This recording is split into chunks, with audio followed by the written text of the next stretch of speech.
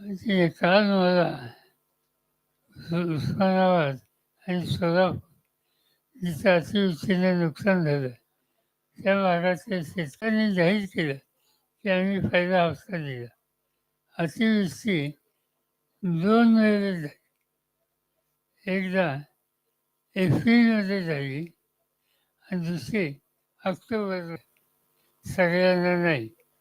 आणि आता ज्यांची झाली त्यांना देताना एप्रिलमध्ये जे मिळाले त्याची रक्कम मायनस करून ती त्या ठिकाणी देतात. ही शेतकऱ्यांची शुद्ध फसवणूक आहे.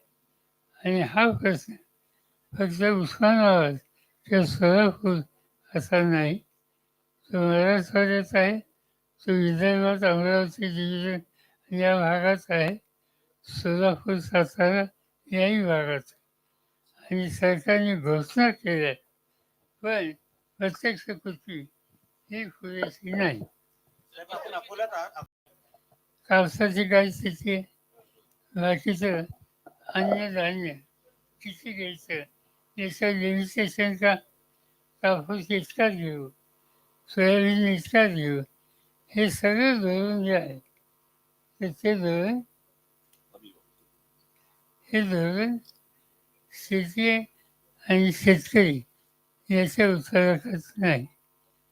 आणि सोयाबीनच्या बाबतीत हमी भावनाचा सुद्धा महत्त्वाचा प्रश्न आहे. त्याची अस्वस्थता कास्तकारांच्यात नक्की. आपण प्रयत्न करूया, जनमत तयार करूया की जेणेकरून उत्पादकाला रास्त किंमत होईल आणि तो प्रयत्न पक्ष म्हणून आम्ही करू.